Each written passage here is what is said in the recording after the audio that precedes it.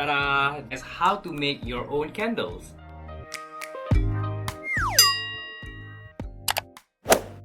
Hello, hey, hi guys, how are you? Okay, hari ni I nak share dengan you guys how to make your own candles. Do you guys remember this shirt? So this is the shirt that I terbuat terbalik. So you can check out the videos over here. So yeah, let's start. First of all, I'm not sharing with you guys that I really love scented candles, and I have a lot of them. Okay, my favorite brand right now is Bath and Body Works. I love it so much because, I don't know, something about smelling good makes me happy. If you enter my room always smells good because I can nyalakan lilin almost every night. I just want to share with you guys, these are few of the candles that I still have. Ta-da! This part and this part, I haven't lighted up yet. Yang ni semua I dah bakar and I dah guna, tapi I simpan dulu sebab I still have a lot of candles like that. So yeah. So the thing about candle lovers, when you have a lot of candles, you will also have a lot of empty jars, okay? I have a lot of this. I have about more than 20 of them. Some of them I used to put my watches, my bracelet, my stuff, and few of them I give to my friends. So alright, let's start with the things you need to make your own candles. So the first one is definitely an empty jar.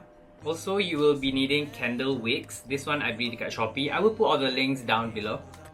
Sticks and also double-sided tape. This one I will explain to you guys later why this is really important. Of course, a candle need a wax. This one is a 2 kg soy wax cleanser. Cleanser pula. I mean candle. See? I banyak sangat buat skincare videos, I panggil benda ni cleanser. Alright, so soy wax. And last but not least, fragrance oil of your choice. I have a lot over here.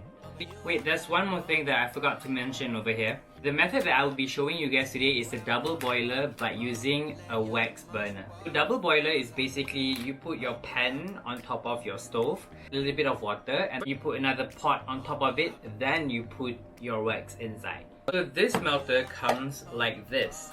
It has another container inside that looks like this. You should never melt your soy wax straight to the metal bowl. So you'll be needing another glass or any other container that fits just right in. It's just enough for you to add a little bit of water around it. Alright. Alright, so I added the soy wax inside and now I'm putting it in my double boiler. I'm ready to plug it in and let it melt. For the second step, I'm going to show you guys how to add the candle into the jar. And these sticks will be your holy grail because it will make your life so much easier putting on the wick to the jar.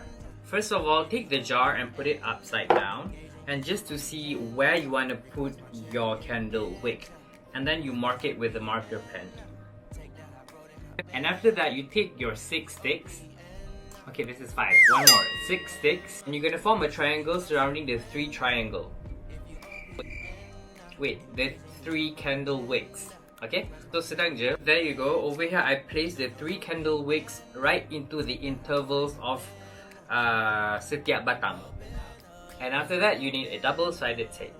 You can see over here, there's a little gap in between, and that is exactly what we need. And after that, I will do another wrap double-sided just to ensure that it stays in place.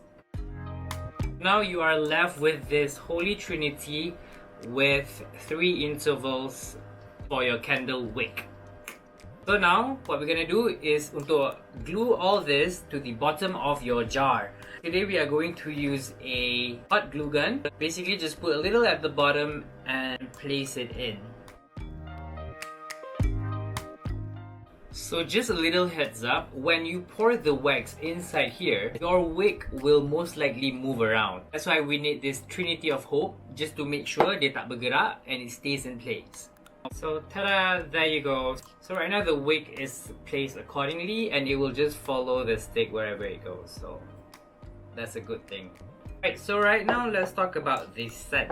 The scent is very important when you put it into the wax because it needs to be less than 5% of the wax. And now is the best part, you can mix your own flavors.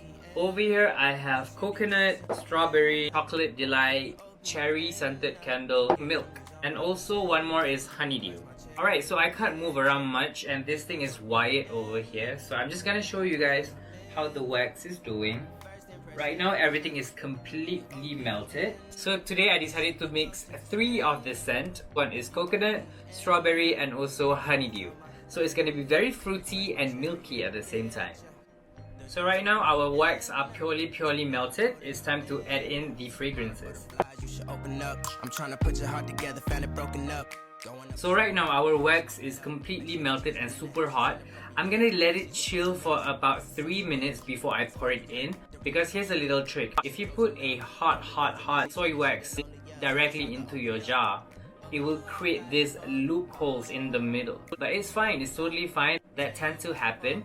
However, if you let it sit for about 3 to 5 minutes, the consistency will be slightly thicker, and then you will get lesser holes in your candles.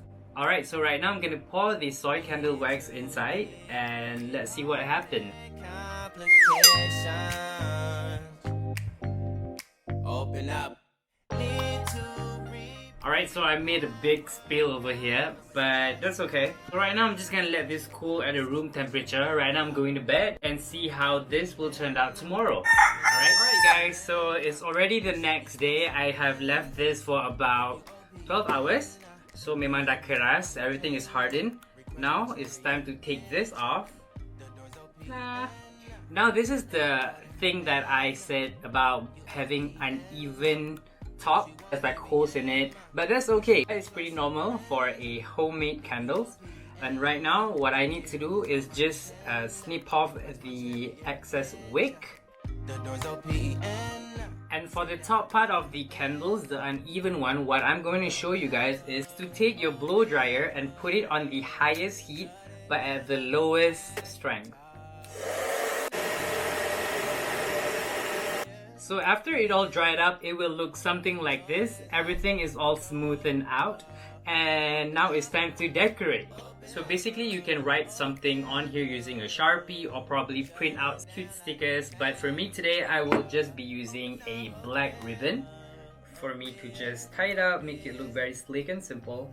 So there you go, a simple bow. Right now I can take the gold cover and just cover it up, and it's ready for gifting.